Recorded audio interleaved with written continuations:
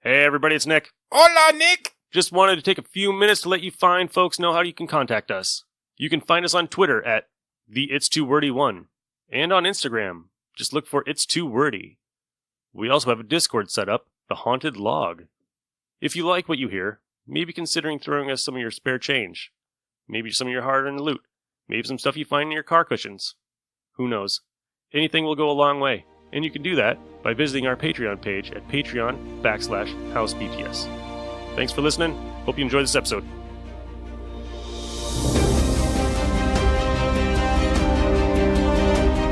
This week on It's Too Wordy, where did all these X-Men come from?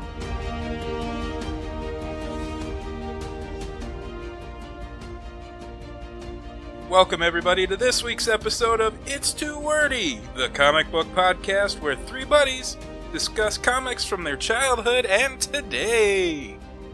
I'm Kirk. And I'm Nick. Ryan is still on assignment. We hope he returns sometime in the near future.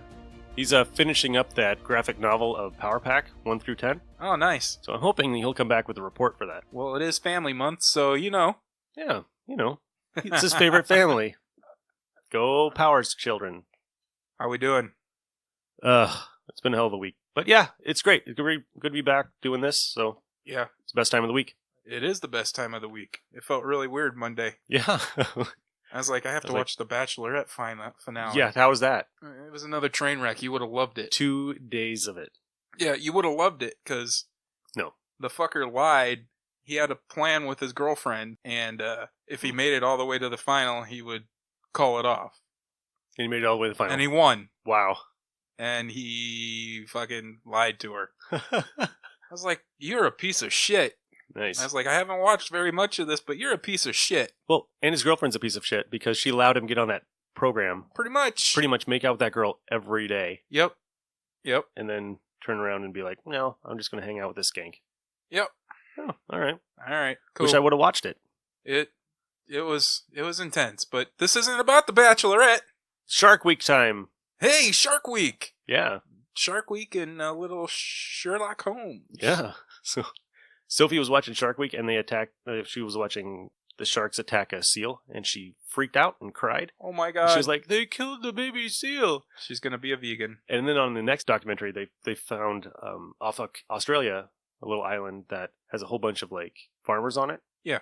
And they take their dead cows because they don't want them to go into the well, like the groundwater and, contaminate it. They throw it out in the ocean. It's biodegradable, it's food. And they've been feeding tiger sharks for hundreds of years. Wow, that's awesome. So Sophie's watching tiger sharks devour oh my god, a cow, and she's just like, that's a cow. Sophie's 3, guys. That's a cow. Sophie's 3, guys. Is that cow dead? Yeah, that cow's dead. And it's just like a husk of like bone and just grizzle. Oh, wow. And she's just like, oh. I'm like, you are weird. She is. You are a weird well, kid. I did celebrate my birthday yesterday. I'm 43 now, guys. You were watching The Bachelorette season finale. Yep. I got to go out to dinner, so. Well, that makes up. And I got TCBY, so, Nice. So, yeah. Anyway. All right. This week, we are going to be discussing Powers of 10, number 1. To start off Family Month, we're going to be doing Team America number 1. Let's get started, guys. Powers of 10. All right, Powers of 10. How do you describe this book? I was very confused when I started reading it. It's very wordy. It is very wordy. Kudos to Jonathan Hickman for putting as much information as possible into this. I love it. Yeah. I'm loving the story building. It's a very interesting look on the present and future of the X-Men. Yep. So Powers of 10 pretty much means year 0, year 10, year 100, and year 1000 of the history of the X-Men. Right. And it gets pretty wacky. Yep. Like crazy, like dark, weird. I don't even know how to describe this book. I don't either. Like I said, I was confused when it first started because I was like, why are we jumping to, did he lie about it being an alternate universe? And then I read the previews and I'm like, oh, it clicked into place for me like that. So we start off and it shows a picture of Xavier in the beginning, and then a picture of what he looks like now with the Cerebro helmet on. And then it's got Nimrod, and I'm not sure who that is. She's the librarian. That's pretty much what they call her. They call her the librarian? Because she holds the mass knowledge of all mutants at the end. Oh, okay. She looks sweet. So, we start off, it's X-Men Year 1, and it's a fair, and Charles Xavier is walking through the fair, sits down on a bench, and he's looking up, and a woman comes up, and who did you think it was automatically? Oh, I already saw previews for this, so I knew it was Moira. Are we sure it's Moira? That I don't know. It's very weird because what she says to him. Yeah. That it's like... Because they don't know each other, and they're sitting there bantering back and forth on the bench, right? She says his name. He's like, I'm sorry, do we know one another? Mm-hmm. And she's like, oh yes, we do go back quite a ways, right? Who do you think it is? My first thought was, I was like, are they bringing the Shadow King into this again? Very easily. That's Proteus? what I thought. Proteus? I wasn't sure. Because she says some weird things that Moira wouldn't usually say. Yeah. And two, usually you'd write her with a Scottish accent, and apparently she doesn't have one here. She doesn't have it. So that was weird. Yep. And then it moves on to Year 10. Year 10, which is where House of X was with Mystique and Toad escaping, and she's telling Magneto that Sabretooth got caught. Yeah, and then she has that flash drive that they stole. Yep. And in walks Professor Xavier. Yep, and this isn't our Professor Xavier. No, it's not. I don't think this is the same one. I think this is Reed Richards from The Ultimates. Do you? I'm not sure. He kind of has that look about him. He does, and I'm not sure. I don't know. I don't think this is Professor X. I know that somehow his brain got put into Phantom X's body. That's how they brought him back. Yeah, that would explain where Phantom X is. Yep. So I'm not sure. So they look at the hard drive. Well, actually, that's all they do. He just puts it in the... He just puts it in. It doesn't show you anything. Yep. And then it skips ahead to Year 100. Which this book takes off from, pretty much. Pretty much. It doesn't go back after this. No. So in Year 100, if you've read Days of Futures Past, Rachel Summers' origin, that timeline where she was a hound, we're in that time frame. Yep. Except it's not Rachel Summers who is turned into a hound. It's somebody by the name of Psylocke. She's trying, they found, I don't remember. Did they find out some information and they were trying to escape back to Krakoa? I think that's what it was. Yeah, they had uncovered some information, I think. Yeah, and Doug Ramsey gets killed. Is that Doug Ramsey or is it the guy who was a healer? The first page, first panel. Is that not Doug Ramsey? No. It looks exactly like Doug Locke. It looks like Doug Locke, but it's not him. I can't remember his name. He's from the New X-Men, not the New X-Men with Cyclops and all them, but the New X-Men Academy. Okay. And he was a healer. He was like all gold. It was a good run until they decided to do headshots on everybody and kill everybody off. That's a good way to end a book. When they switched writers. Yeah. And she's not alone. She's with somebody who looks like a cross between Kitty Pryde, Colossus, and Illyana, or Magic. Mm-hmm. And her name is Rasputin. So yeah. So I wonder where she gets her powers I thought from. she was a child of Colossus and Kitty Pryde. Right. But we find out that that's not the case. That is not the case. She's also hanging out with the red-looking Nightcrawler. Yep. Which, what do they call them? They call them the Priest. The Priest, right. Yeah. And he's a pacifist because when we get into the future on why they look like this, there's a reason why looks like Nightcrawler. Yeah. One of my favorite panels is that top left corner on the following page. How it has the vibrating with the sword. Mm-hmm. Yeah, that was one of my favorite panels there. This book is beautiful too, guys. It's interesting that the Sentinels that are human size look like Hellfire Guards. Yes. To me, they look exactly... They look like cannon fodder. Yep. So they're fighting a... But wait a minute, they're not. They're humans because they show up at the end. Yes. So they're humans, they're hunting mutants. They're hounds. Yep. So there's a bunch of information here, guys. It's a lot to decipher. It's a lot. You need to read this at least twice. And I'm going to go home and probably read it again tonight when I'm done. And then you skip ahead and it talks about the Sinister Line. And what the Sinister Line is that he started, on Mars, he started a mutant growing factory, which would be, they're called Chimera, and they would be used to hunt their own kind. And it talks about the first generation, and this is where we found out about Rasputin. She was one of the Chimera, but she turned against her programming. Yeah, there's 4 different levels of Chimera. There's the first one that they used 1 gene. The second one that they used 2 genes. And it had the best success rate. And as they went through the next 3 steps, the failure rate kept going up. The 4th gen has like 4 different mutant genes in them. Yep. So, and what's crazy is Rasputin has 6 mutant genes in her. It was kind of interesting. It was Quentin Quire, or Kid Omega, Peter Rasputin, or... It's got to be Peter because it says Metamorph on it. Yep. And then you've got... Who is Bane? Wolfsbane? Wolfsbane, okay. Right. And then you've got Kitty Pryde for her intangibility. And then Kinney. Laura Kinney. So you got Wolverine's healing ability. So she's a pretty badass creation. It talks about the Outliers and then the Betrayal. It talks about the fall of Krakoa and the breeding pits on Mars. And then you skip ahead to everybody's favorite Sentinel, Nimrod. Is it? Not really. He was one of the first characters that were in I think I've had 3 X-Men books, and he was one of the main villains in it. So I have a appreciation for Nimrod. This one's got kind of a funny personality.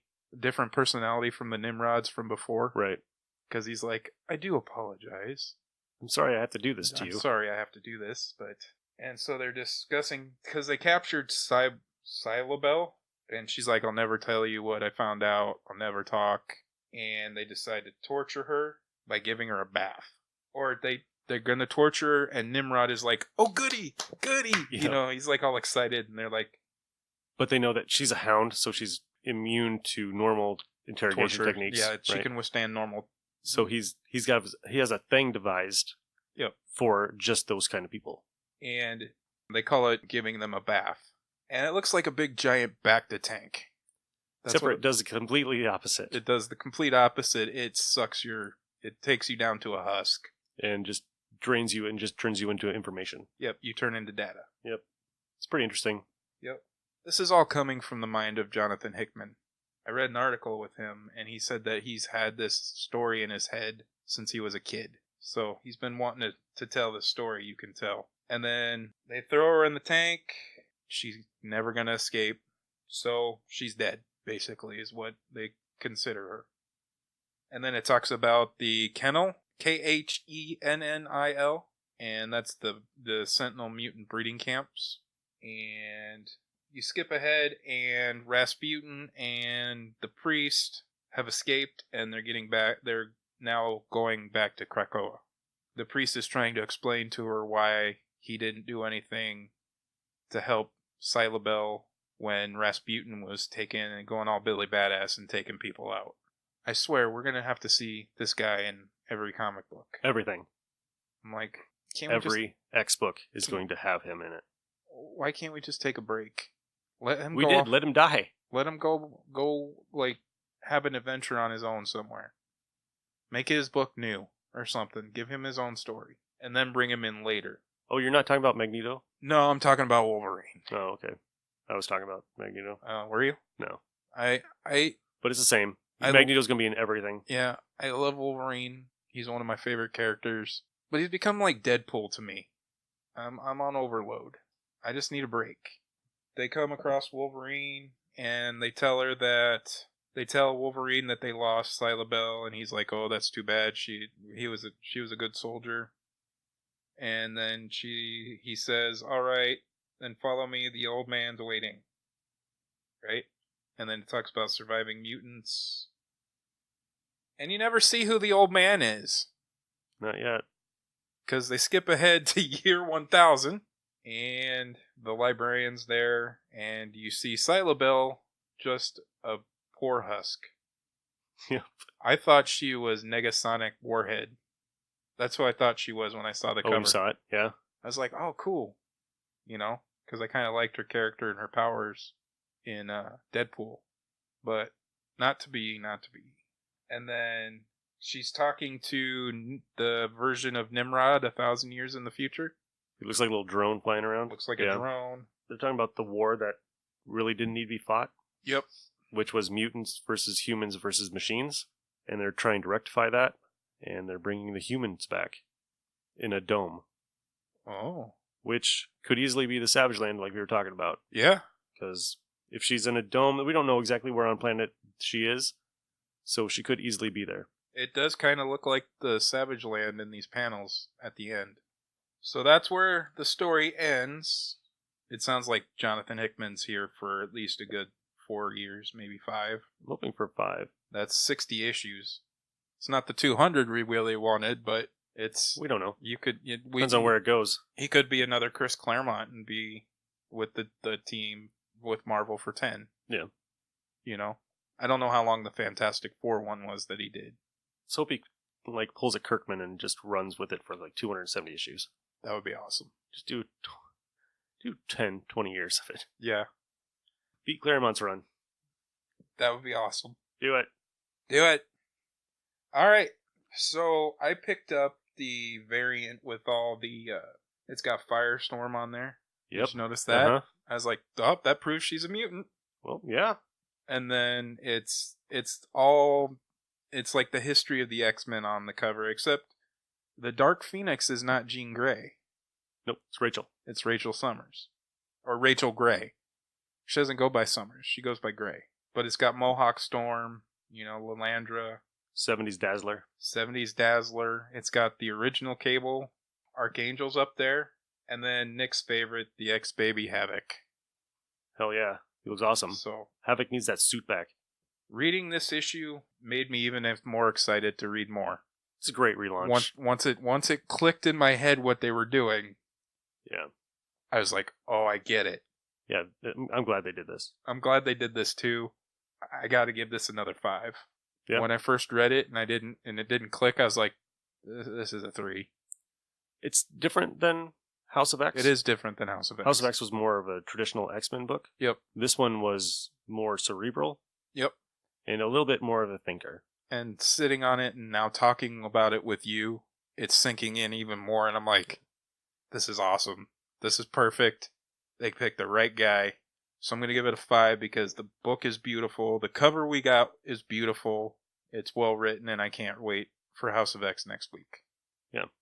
So we highly recommend this book, guys. All right? Moving on to Team America #1. Take it away, Nick. All right. So this is a guilty pleasure of mine. So like anything in the 80s, when toys wanted to be more recognized to kids, they would go to Marvel.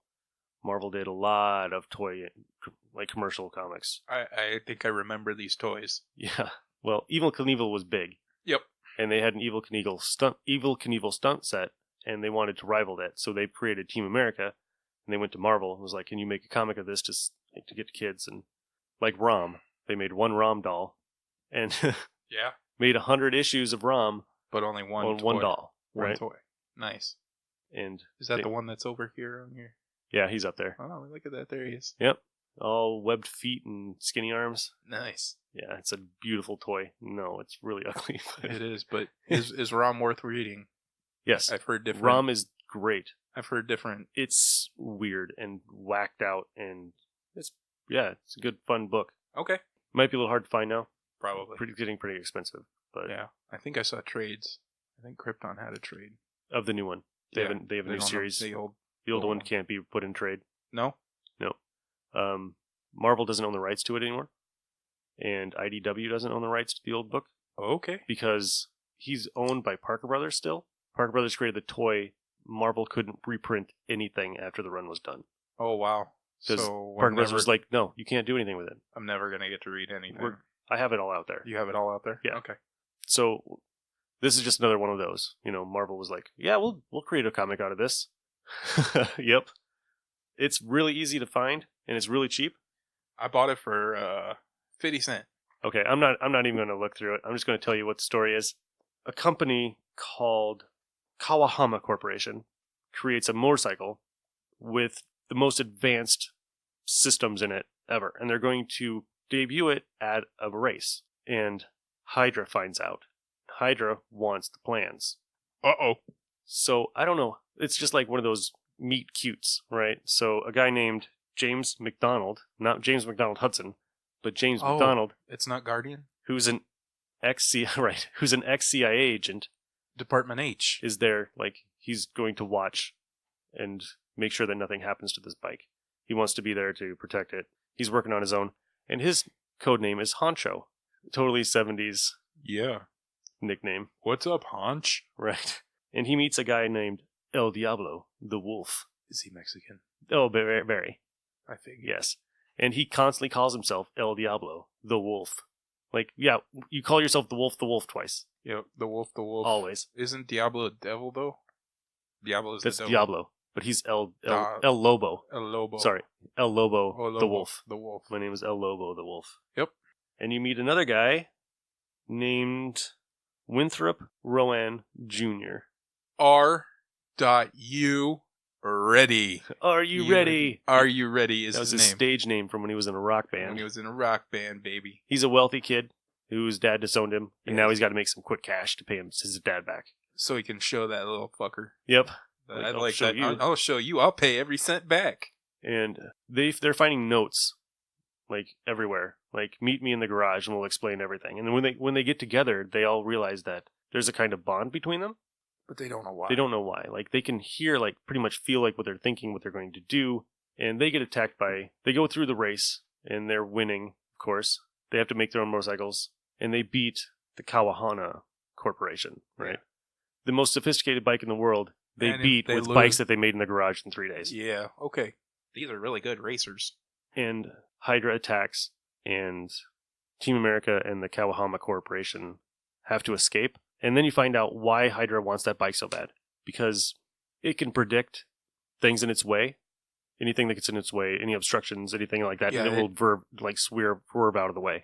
Yeah. Like even bullets, it'll swerve out of the way of bullets. Yeah, that was talking about how if they put it on a weapon, like if Like on a Hydra- missile. on a missile or Or a a jet. plane, it will be able to.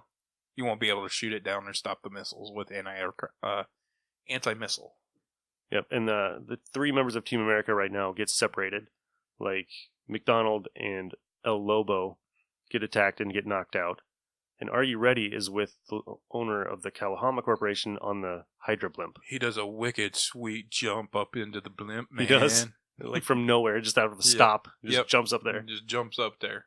He gets knocked out, and this mysterious marauder shows up and is whipping the shit out of all these Hydra guys. Yep. And the marauder is all in black. He's dressed just like them, but he's an ass kicker. Right? Yeah, and I don't even know who I think he is because I've only read one issue. Yeah? Do you want me to spoil it? Yeah, you can, because I'm never going to read another one. Okay, so it turns out that Team America is all mutants. Is it Professor X? Professor X comes and he recruits them, Oh. and he trains them for a little while. But when they need help, how do I put this? They fall unconscious, and out of their brains Comes the Marauder. comes the Marauder. Like, he's a manifestation of all of them put together, and then he saves them. That's some 80s shit right there. So that's that's their mutant ability. Okay. They're all somehow bonded through their ability. So the Marauder kicks everybody's ass. Yep. And then Lobo is the team. I don't care. He's like Wolverine. Like, Yes. I don't play with nobody. I don't play well with others. And He's the wolf. He's the a wolf. lone wolf. He's a loner. Yep. But he joins up really fast. He does. Yep. It takes hardly any convincing for him Nope. to join He's up. like, all right, for now. I don't know. So what do you give it? Be honest. Be honest, I really did like the story. Yeah. You've been hyping it, so I was like, okay, we need to do it for one of these months. I'm gonna give it a 4. A 4. Really. I liked it. It was a good for It is funny that they name themselves Team America right away. yeah. We're doing this for America. What? What? I like crazy books like this. You know. Now we can read USA or US 1. US with the one. trucker. Yeah. No. No. No. I like the cover. The cover's sweet.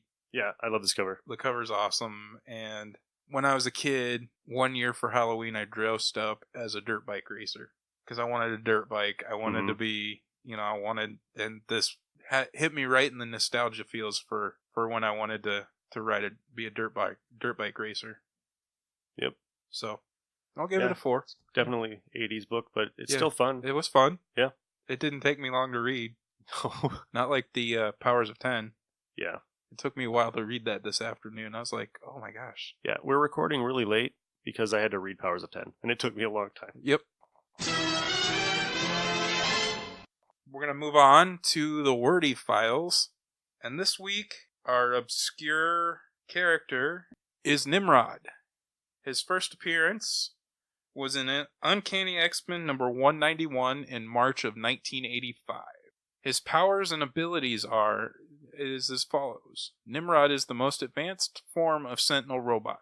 Nimrod can convert his outward appearance to resemble that of an ordinary human being. Nimrod can also reconstruct himself so as to make improvements in his robotic form and internal systems that will make him a more formidable opponent. The word's always tough.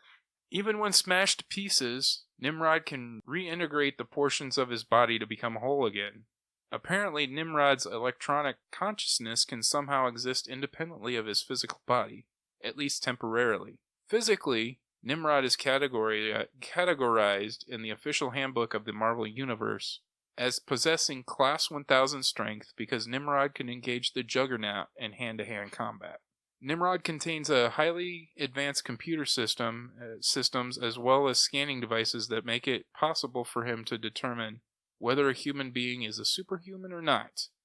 If they are, he can determine the nature of their superhuman abilities. That's it. It's good. That was from Wikipedia, right? That was from Wikipedia. All right, name our source. Name our source. This one had more of a personality than the old Nimrod. Yeah, the old Nimrod was just kind of like a... Kill mutants. Kill mutants. Destroy. Like a normal Sentinel. Yeah. Which was good to see in the House of 10. Or Powers of 10. Was an old Sentinel. Yep. I love the Sentinels. We were looking through your books, and it's got the very first appearance of the Sentinels out there. Mm-hmm. And they were like... They I guess they were the Mark 1s. Yeah. And then the Mark IIs are the ones that you know and see in all the X-Men comics up until Nimrod shows up. Moving on to random reads. How many you got? 16? I have 2. You have 2? I have 2. I have 2. Do you want to go? Sure. All right, so I picked up the History of Marvel Universe number 1 that came out this week. $4.99. And let me just tell you, it's worth the $5.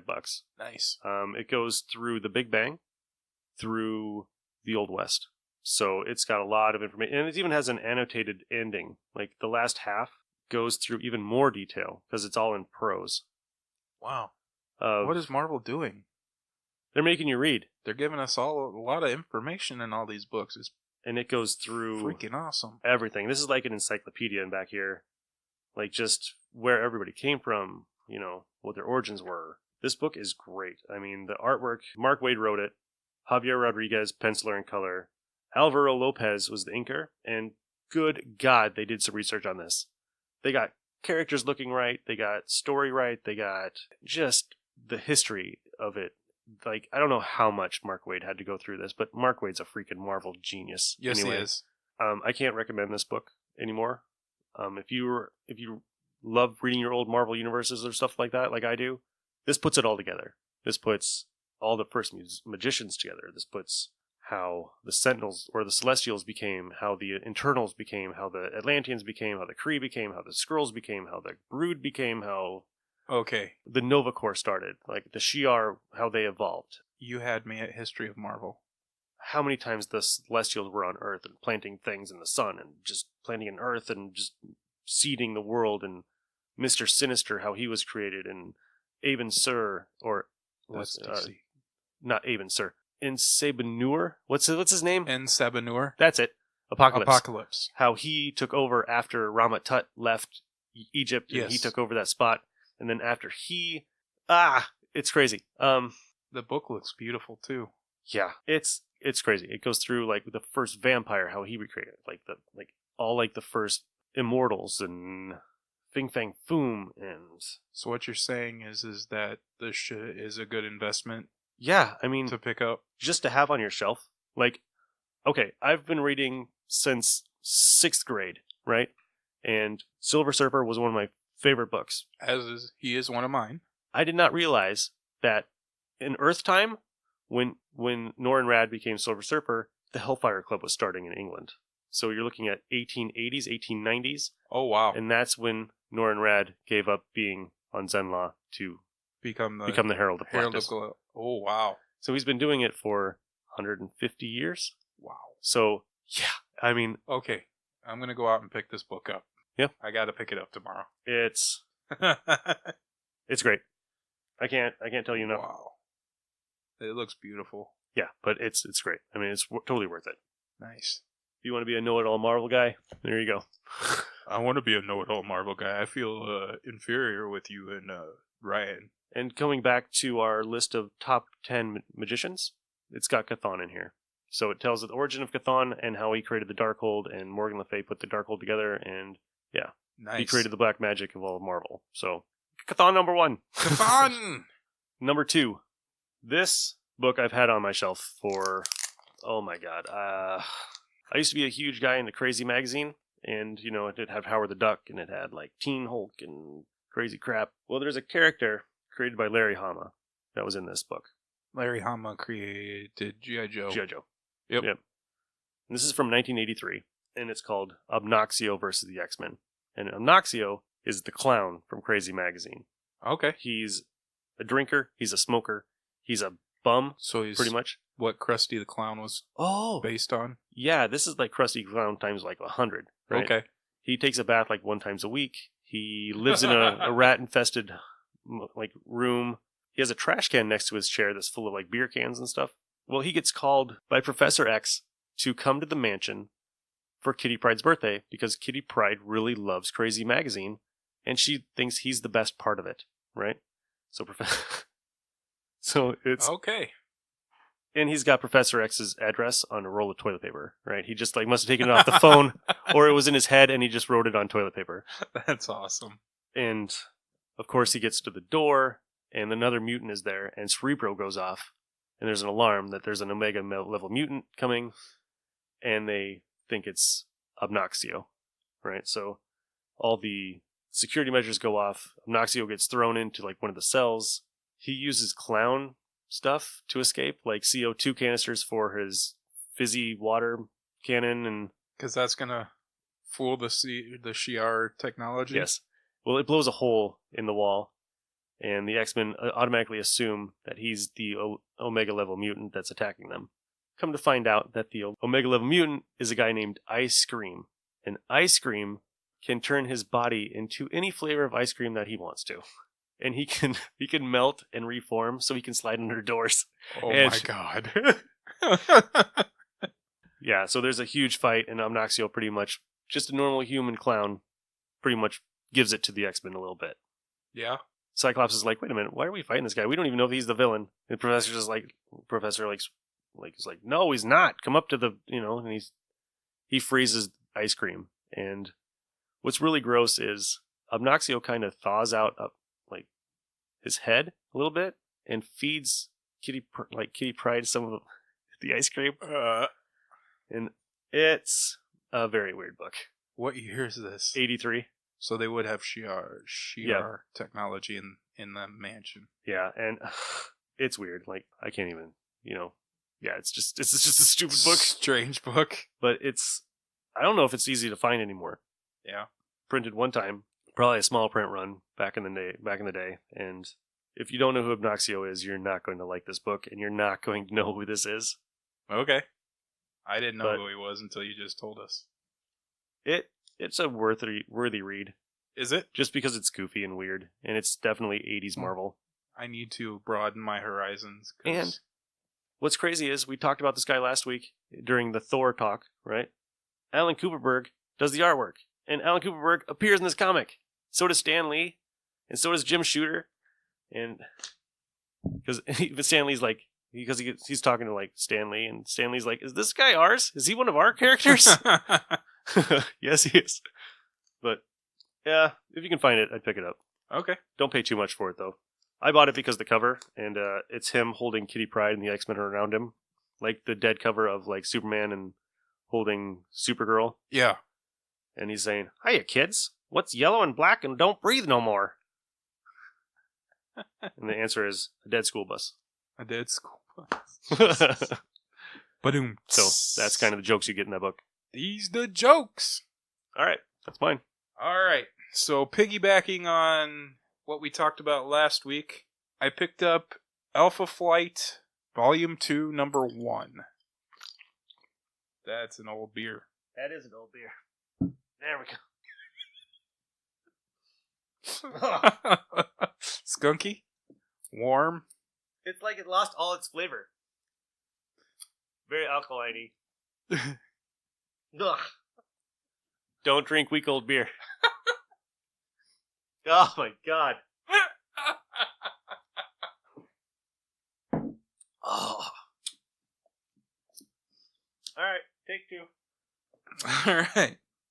So I picked up Alpha Flight Volume 2, Number 1, published in August of 1997. And let me tell you, it's a very 90s looking book. This guy should be getting in trouble with Rob Liefeld because he doesn't know how to draw a nose. No. And his anatomy is bad. So bad. Like Wolverine's shoulders are so...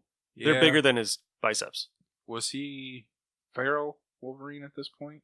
Yeah, because I think that's... Yeah, I don't know. I think he might have been feral Wolverine. But it starts out...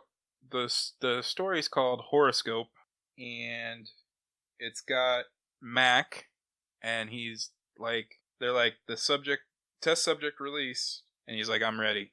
And it's Wolverine attacking James Hudson. And Mac gets all cocky, thinks he's taking out Wolverine, forgetting that Wolverine has a healing factor and is pretty much invulnerable, except if you dump adamantium or kill him with this one samurai sword and chop his head off. Anyway, Wolverine wakes up and runs Mac through. Department H guys take out Wolverine, and Mac's like, help me someone, because he's literally dying right there. He's bleeding out. He gets these papers put in front of his face, and it's like, not unless you sign this, and then we'll help you. And he's like, what am I signing? And they're like, your rebirth certificate. And it's it's the Prometheus division. So I'm like, okay. Then they cut to Heather, who's having a dream. And we talked about this last week, how she saw Mac blow up in front of her eyes. And it goes back through that, how she's having the nightmare and she wakes up in tears. And then it's really weird because it skips to Puck having a dream. And Puck is full-sized and kissing Heather. And then Heather and Mac are kissing. And then Madison is kissing someone. They start taunting Puck. And Puck wakes up from being passed out from being drunk. He's like, I gotta go home, get an aspirin and a new lifestyle. And he goes home, and he's walking in, and apparently Mr. Puck is really nice. Everybody loves him. He never has a bad word to say about anybody. And he gets a call saying that James Hudson is missing, that he needs to come immediately, or that just says, we'll speak again, right? And then it cuts to Heather, who is now a florist. And let me tell you, I like this version of Heather Hudson the most. They got her right. She doesn't look like a homely nerd anymore. They Mary Janed her up. They did Mary Jane her up, except not with the giant boobs, and they made her somewhat proportionate. Puck shows up, says, can you go to lunch with me? And she's like, no, I can't. And they go anyway, and they get attacked by Department H, because they're Alpha Flight, right? And they take her out, they take Puck out, and they wake up in Department H. So Department H didn't ask Heather and Puck, or call them and ask them to come in. They kidnapped them, ripped them out of their lives, they kidnapped them. Heather's pissed, because she doesn't want anything to do with Department H anymore. And they show this terrorist guy, and it's the Quebec And I thought that was funny that the people of Quebec are... The separatists? The separatists. North Star was a separatist. Was he? He was a terrorist, is what they call him. They called him a terrorist? Yeah, I was like, oh. Heather's like, who's this guy? He's all talk. And they're like, well, it's not him we're worried about. It's Scorpio and the Zodiac. I was wondering why it was giving like everybody's Zodiac sign and everything. And now it makes sense because there's Scorpio and Taurus and Sagittarius and all that are the bad guys. She's like, they disbanded the team. And she's like, I'm sorry, I guess you'll have to call the Avengers. And they're like, they can't be found. And the Fantastic Four can't be found either. Now, I don't remember what was going on at this point. This is the same time where they disappeared because Franklin Richards created another world on the other side of the sun. Oh, okay. So this is Heroes Reborn time. Gotcha. Where okay. Jim Lee was doing the That's right. Fantastic Four. And that makes sense. Yeah, so they're off planet, pretty much. Okay. So she's like, General, what's his name? Can't remember. I should have prefaced that. Says that we've recruited some members, and she's like, recruited is an awfully civil word for your methods. Did you ask anyone first, or were we all simply snatched out of our lives? And she says, just for the record, General, exactly which of our former teammates have you assembled? And it's got Madison Jeffries, who was Box, and then Sasquatch, and then it's Vindicator and Puck. Those were the 4 originals that they got. Puck's like, who can train, organize, and lead this kind of team on such short notice? That'd be me. And it's James McDonald Hudson, and he's like a teenager. Mm-hmm. And they notice that he's changed, because Heather's like, what? Mac, my God, look, you look, and Puck's like, not a day over 19. And then you skip, and Shira Yashida is trying to get into the country, which I love me some Sunfire. Mm-hmm. He's a little arrogant prick. Yep. But that's what makes him awesome. awesome. Some of the best characters are. Yep. And I like his new suit, his new costume in this book. And he's trying to get to Department H because they asked him to join Alpha Flight. So he's the only one that they asked to join Alpha Flight. Well, you don't want a raging, pissed off Sunfire in your compound. And they won't let him in because they're saying that Department H has never heard of him. And so he's like, okay. It's I'd hoped Canada would be more prove more civilized than our indignant southern neighbor, but I see they are no different.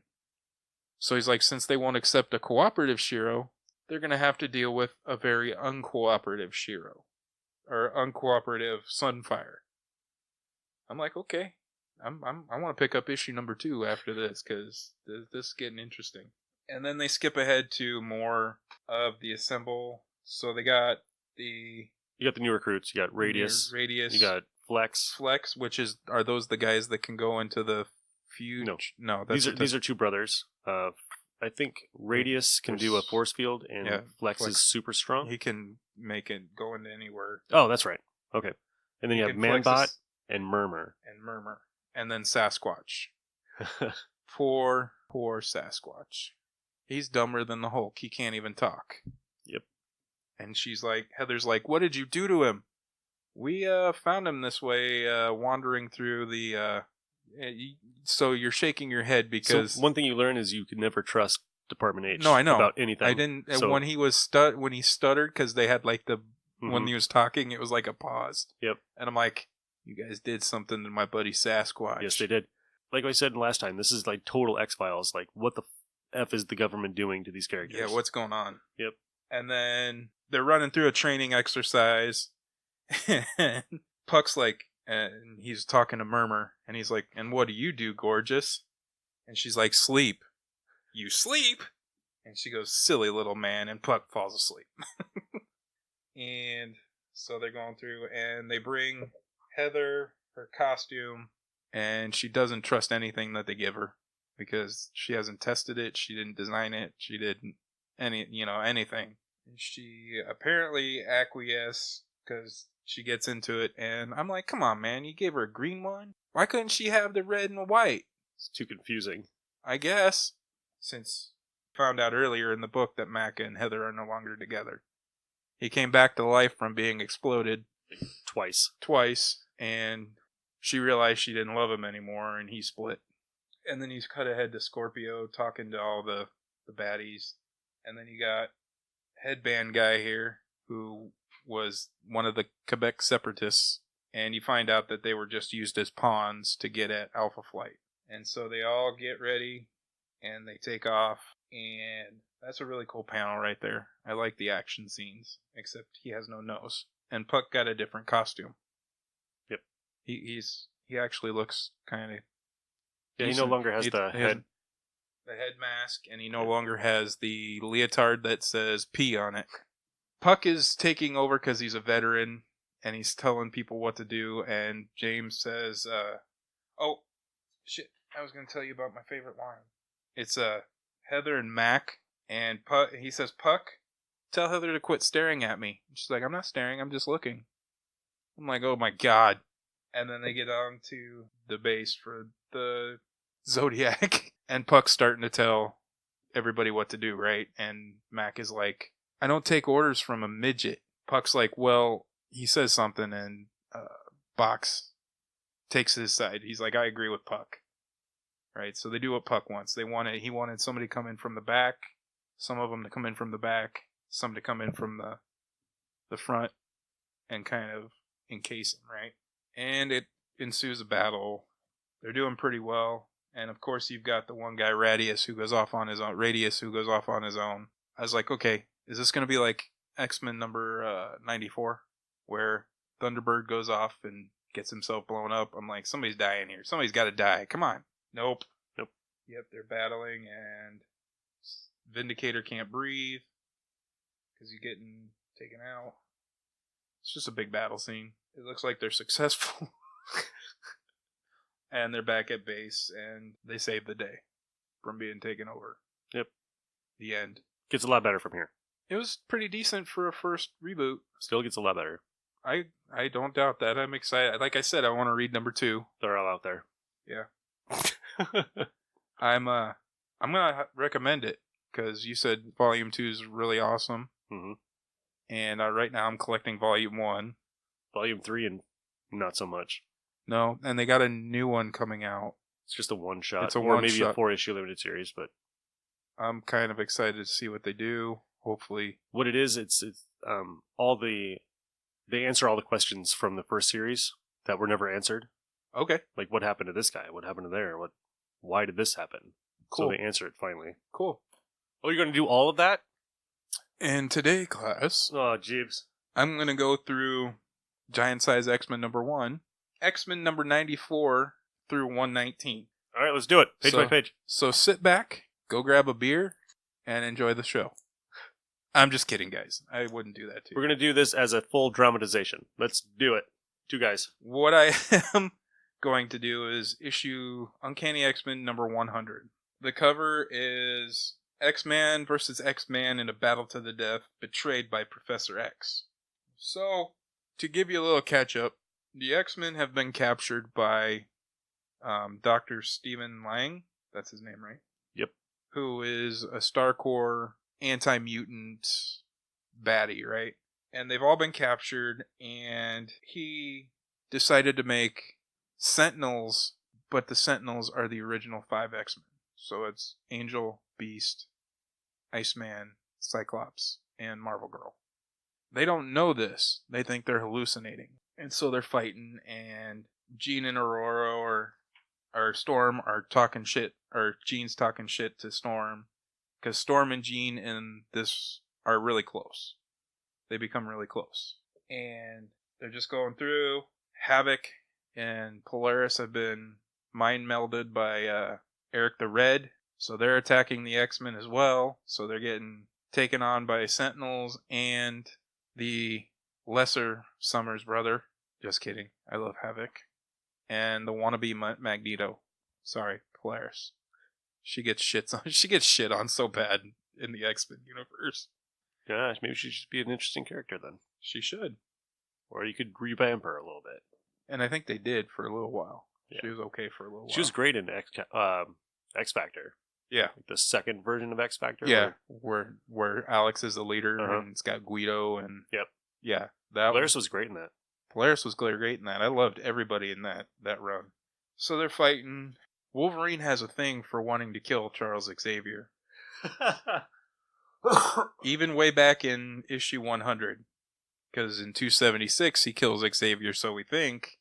Xavier stands up and punches him out. So you're like, this isn't really Xavier. Wolverine takes out Jean Grey, and he's like, my eyes and my senses are telling me that you're real, but I don't go by that. I go by your scent, and you don't smell like Jeannie, right? And he just rips her open, and they find out that it's Sentinels.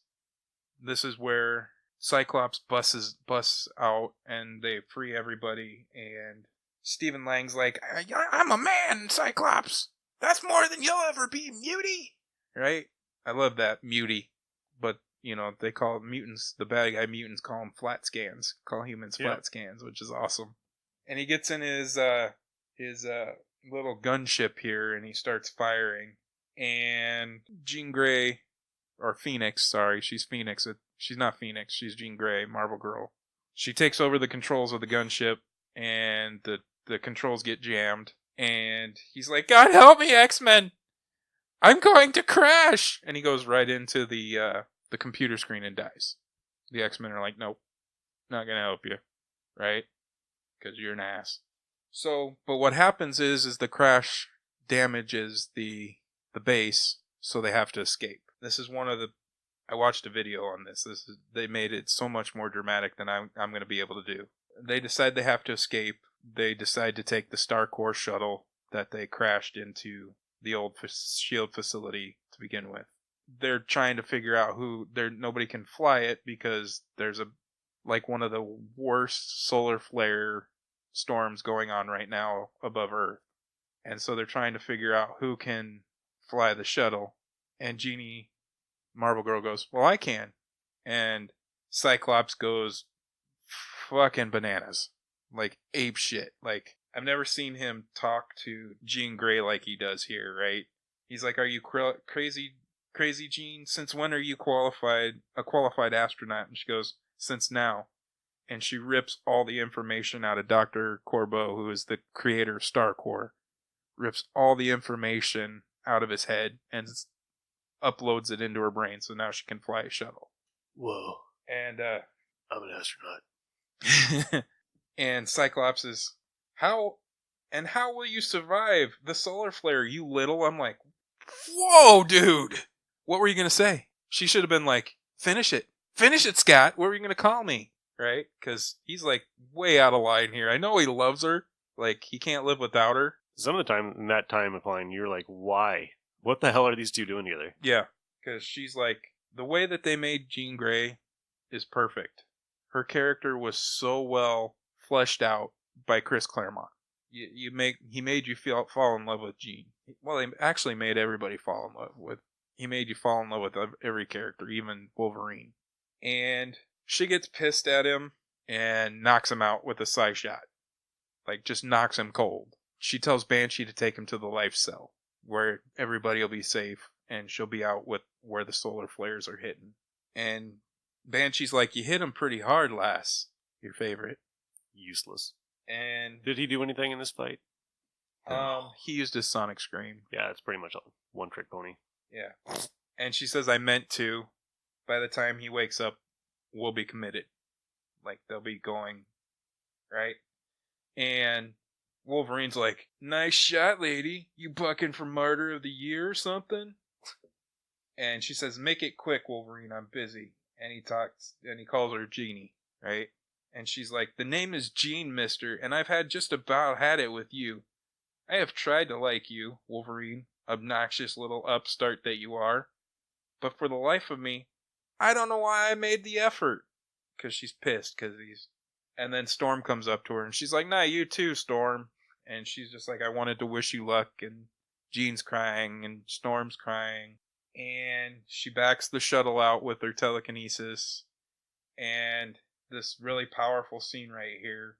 Nightcrawler, Cyclops has come to, and Nightcrawler's holding him because he's trying to get to Jean. and he's crying. Nightcrawler's crying. And he's like, it's already too late, my friend. And Cyclops is crying. And, and she takes it. And they're going through the solar flare. Now, that's the end of the book. When I watched the video, in the classic X-Men issue of this, they went deeper into how the Phoenix... There's a second part. Yeah. And there's a backup story. And there's a backup story, and it shows Jean in the many phases of going through the solar flare. It's eating away her body, right? It's like, by the time they're getting through the solar storm, she's nothing. Her hair's all fallen out. Her dress has turned green, and she's nothing but skin and bones. And the Phoenix makes a deal with her. And she says, to save the X-Men, I would walk through hell, and I want to live. And the Phoenix saves her, and then in the next issue is where she comes out of the water. Yep. I was like, oh my god. That I'm not gonna lie, when I was watching that video made me cry. I was like, wow, why didn't they put that in the book? Right? Page limitations or something like that. That's something, because that's some of Claremont's best work right there. It's probably one of those things that he was like thinking about for years and just wanted to put it finally in a book. Yeah. I was like, wow, that's awesome. So, I was telling Nick I'm going back and reading all the old Claremont John Byrne run, and there's only been a few duds in this book. How can you not give this story a 5? Because it starts what becomes the Dark Phoenix saga. Mm-hmm. It's good. I recommend picking up these essentials, the X-Men essentials. They've been awesome. The writing's phenomenal. It's a big old soap opera. And if you're worried about seeing it only in black and white, I like it better in black and white. I thought I would have a problem not seeing the colors and stuff like that. No. But I had no problem reading through this. No. It's pretty fun in black and white. Just seeing the base art work without all the, it's you can't describe it. It's like, a raw form. It's in great. raw form. It's great. You don't even miss the color after like 2 pages. You don't even notice. This is awesome. I recommend it. So, yeah, it's a 5. This week's list was top 10 funniest moments. I only had 5, so I'll go through my 5, because apparently I need to get a sense of humor and start reading some more funny stuff. We might just do like our top funny books. We don't have to do top 5 moments. We could just do the books that they came out of and then describe what they were. Well, I didn't write down the issues for 3 of them, but okay. Well, we can just describe whatever top. Okay. So anyway, number 4 was Spider-Ham, and it was funny to me because it was a spider bitten by a pig. I thought it was hilarious. Yeah. I love Spider-Ham, and we just watched Into the Spider-Verse. Mm-hmm. And I'm like, Piper's like, I don't get it. She liked it. I'm like, this is so awesome. Number 3 is Wolverine messing with the Hulk, the Gray Hulk in Wolverine number 8. Putting the purple pants, changing it to where he can't get any love from the ladies because he turns into Banner when it's daylight. My number 2 was Blue Beetle and Booster Gold steal Martian Manhunter's Chacos. And my number 1, I just read this like 2 months ago, is Batman punching Guy Gardner in the face. That is my number 1 funniest moment. Well, I'm going to steal almost every one of those. Okay. Yeah. How can you go wrong with Spider-Ham? Yep. But now that the movie came out, good luck finding any of the issues. I know I won't be able to find them. I had them and I got rid of them. I bought Marvel Tales number 1, TAILS number 1, for 50 cents. And okay. Yeah, I don't know how much it is right now. It's ridiculous. It's Spider-Ham. It should be a quarter box book. But now that a movie came out, and he's in it, it's like $100. Wow. So, Jeebus. Good luck. That's so stupid. Yeah. They finally printed out a graphic novel or a trade paperback of it, so that's good. That's good. Blue Beetle and Booster Gold stealing the Chacos. That's on there. That's on my list. That's like, I've read that book so many damn times. Number 1 is still Guy Gardner getting punched out by Batman, and Black Canary missed it. And it's not the punch. It's Blue Beetle and Booster Gold laughing And Black Canary coming in the room and going, "I missed it." Yep. You know, that's the best. That's one of the best parts. There's also in the Hercules Prince of Power book, Hercules goes and he has sex with a woman in a hotel, and the living recorder wants to record it, so he brings a chair to the door and is looking over the door, and he gets arrested for peeping. And he's like, "No, I need to record this. Yeah, you do. And they arrest the living recorder. There's an issue of the She-Hulk where they are making an X-Men movie, and they want her to be in the movie. She's like, "I'm She-Hulk. I'm not part of the X-Men." Who cares, right? And they throw her in there, and we'll just, you can be a consultant, right? And you can consult the girl who's going to play you in the movie. Okay, it's great. Who you got?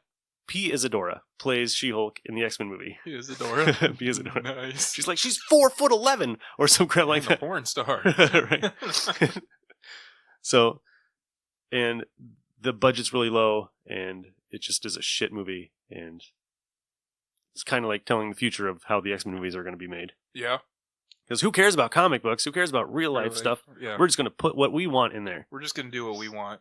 There's an issue or there's a panel in Adolescent Radioactive Black Belt Hamsters where they're going to New York, and people are like, "Ooh, what are they? Oh, they have hairy palms. You know what that means?" And it was like the first masturbation joke I ever read in comics. Nice. It was pretty funny. There's a book called Ralph Snart, who is a mental patient, and the book is all his adventures in his head. So they're all really weird. Like he's a dweeb. He's like this like shut-in guy, and in his mind, he's like this all-powerful Hulk, like girl magnet, beer swilling, fighting dude. It's really funny. Howard the Duck, you know. I didn't even think about Howard the Duck. It is a cerebral book. Like, you wouldn't believe how much of 70s culture they can throw in that book and make it funny and, also like historical kind of a book. Damage Control. The first season of first 4 issues of Damage Control is great. Everything after that kind of goes off the hill because it's a story about the guys who clean up the Marvel Universe after fights. Okay. And the crap that they have to deal with, like Avengers Mansion is floating down the East River, and they have to figure out a way of getting it back over there. Yeah. Yeah, so that's kind of like my list.